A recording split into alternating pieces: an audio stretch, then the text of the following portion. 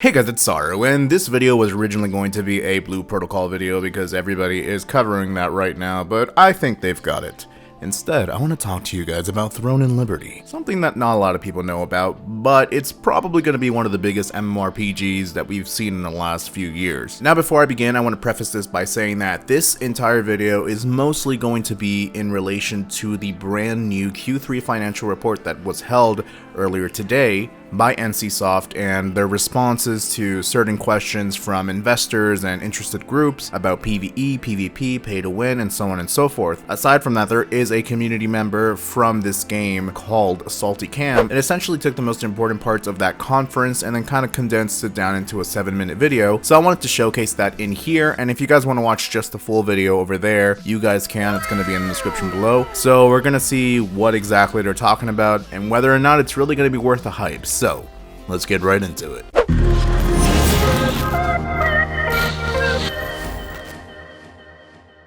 So again, before this video begins, if you want to check out this video that's about to play, it's about 7 minutes long, you are welcome to go check out the full video available on Salty Cam's channel, or if you want to check out the entire conference, you can check that out in the description below, which is the NCSoft Q3 financial report, and that will be linked as well. So both things are the exact same things, just this part of the video, however, is just condensed to specific sections that I feel like a lot of players would be interested in. So, here we go. Thank you. I would like to ask my questions mostly around TL. Has there been any change in the schedule to have a simultaneous release across the PC and the console? If there's any change in the upcoming plans, please share that with us. And also regarding the companies who will be publishing these titles per different geographies and jurisdictions, do you have, would you be employing different publishing companies, or which geography or region would you be targeting for this game title? And regarding the business model, compared to your other lineups, it seems like the pay-to-win element is much more milder. Would there be any different approaches for different countries? If you could provide some color there, that would also be quite helpful. Yes, regarding the release of TL, we do not have any changes to our original plan of going to PC and console simultaneously. So regarding the publishing entity, there will be an official announcement soon by the business unit, so it would not be very appropriate for me to provide that information ahead of that, so please, I ask for your understanding. But I can tell you that there has not been any change to our original plan regarding the publishing entity. Regarding the global exposure in terms of the geographies, our objective is to, yes, have an overall global footprint. Now, you've also asked about the business model. We are very proactively trying to incorporate the aspects of the global trend and the needs and the requirements that we are getting from the global base users. Unlike our previous approach, where basically there was focus on the very special characteristics of MMORPG that worked in the Korean market and in the Asian geographies, but for this game title, we are much more focused on the global universality, which we wish to incorporate in our business model. My first question relates to your TL, the business model. I looked at the trailer and I see that the business model is more or less very similar to Lineage. For instance, you are adopting Einhasard and other dual characters, and these aspects seem to be quite similar to Lineage. So some people say that TL is not that much different from Lineage. So can you provide some more information on the BM that will be used for TL? And when I saw the trailer and the videos, I didn't see much aspects regarding console. I would like to understand what type of support you will be providing, especially in terms of the PC crossplay. The first question, no, the BMs are not the same between TL and Lineage. We will soon have an opportunity to hear from Mr. Moon-hyung Choi, in charge of this title from the business unit. And I'm also closely talking to him about these aspects as well. In terms of Einhasard, the dolls, and the metamorphosis element, if we are to just take what's working at Lineage, then we would just be making a repetition and same copy of that in TL, so that is not what we want to do. So once again, in the near future, I'm sure there will be an opportunity for him to actually provide that information in another occasion. Yes, regarding console, no, the console was also part of the test, and we've done an in-house development and console test as well. And console play was actually featured in the video reel that you must have seen. Basically, once again, there's been a simultaneous development across console and the PC. Right now, we're in the optimization phase. I would like to ask two questions. First question relates to TL and Ion 2. TL took a quite significant time for developing this game title.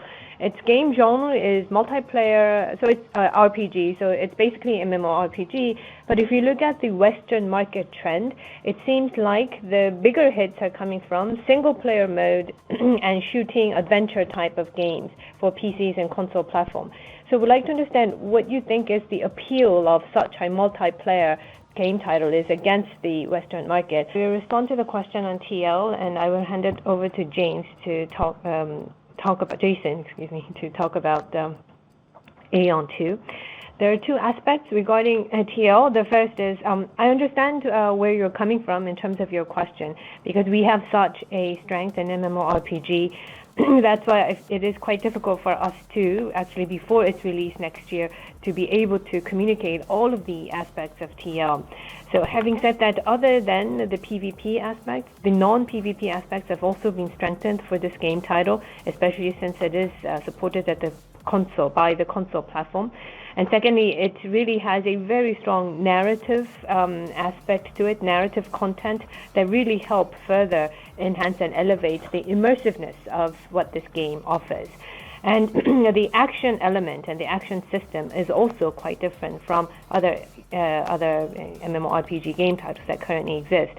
So compared to the titles that what we are familiar with, this game is going to be very different.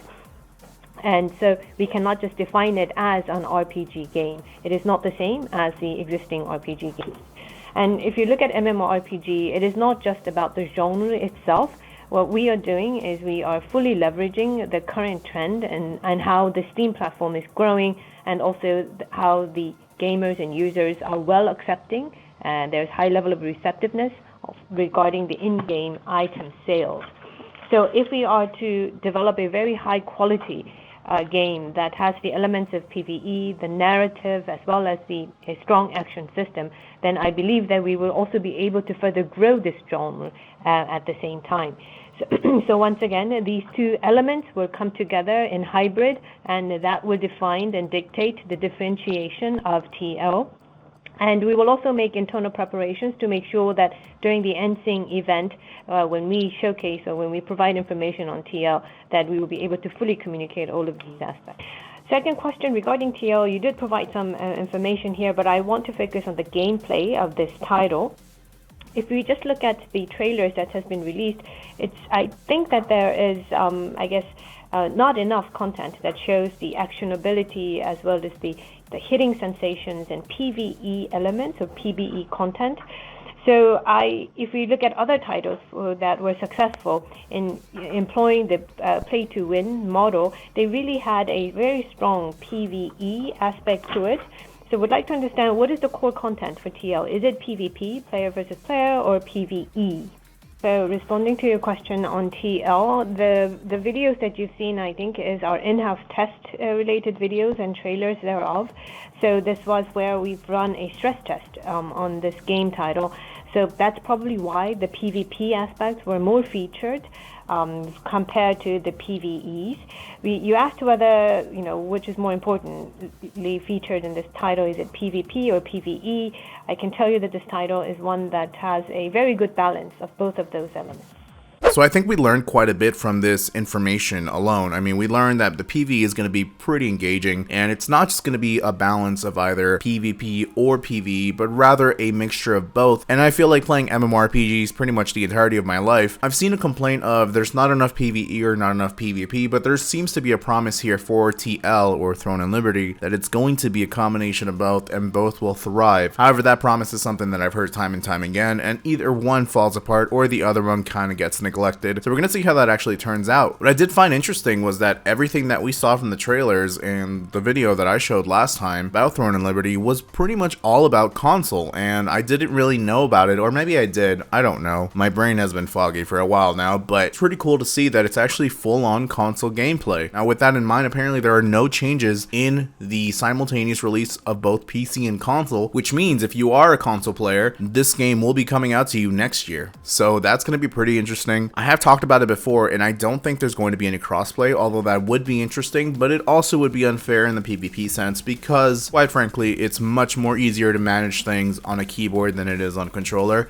That's just kind of the thing. However, I have seen instances where there are some controller players that are absolutely badass in games like Swords of Legends Online or Final Fantasy XIV, for example. So it varies. It completely depends on how the game is created. We did hear about the pay-to-win element, however, that seems to be a little bit kind of dodged, but you know, seeing Aeon in the past, Aeon 2, which is currently in development, which was briefly mentioned in this video, and of course Blade and Soul, let's be honest. NCSoft does have a history of pay to win, but I also did previously mention that NCSoft is investing in play to earn NFT based kind of games, so if you like play to earn games, that's a thing. Their direct quote was, "We are considering applying the play to earn game model to all games developed and distributed by NCSoft," and that does include Throne and Liberty, so I don't really know if they're going to go with that route for this game or not. I really hope not, but the possibility is definitely there. This seems to be a common trend. We're seeing this from every developer pretty much nowadays. Even I have been approached multiple times to kind of cover a game that's play to earn, but you know, you have Krafton, which has created games like PUBG and Terra, which are doing their whole metaverse project right now, and some play to earn games. You have Gameforge right now that's currently hiring developers and stuff to create a play to earn mobile game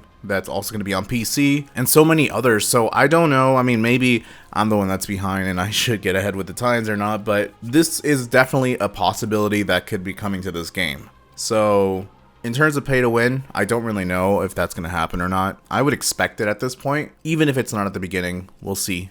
I don't want to be pessimistic, but I also want to be realistic about it. Now, they're saying that their action combat for this particular game is something that they have not seen in any other games so far in the MMORPG genre. I think there's a cool opportunity for developers that really want to go all in on their games for their action combat to kind of copy or maybe be influenced. You can't see my hands because there's puppets in them, but I'm doing quotation marks, of Terra's action combat system. After all, Terra is shut down completely except on console, so this is an opportunity to kind of bring back that kind of action combat, which was honestly pretty much the only selling point of that game. So yeah, I mean, we heard about PvE, we heard about PvP, we heard about pay to win, and a bunch of other stuff. Some things were dodged, some things weren't, but what we do know is that the game is 100% confirmed to be coming out next year. Of course, delays can happen. This has happened with Cyberpunk, I don't know how many times anymore, but for the time being, PC and console version of Throne and Liberty will be coming out next year, and it is an MMORPG coming out from NCSoft. So what do you guys think about it? Are you guys interested in the game? Are you a little bit put off about the play to earn stuff from the developer? Again, this does not mean this is going to be coming out to this particular game. However, they have stated they are considering and putting it on all of their games, so I don't really know. But let me know what you guys think. We'll talk about it in the description below. Alright guys, thanks for watching.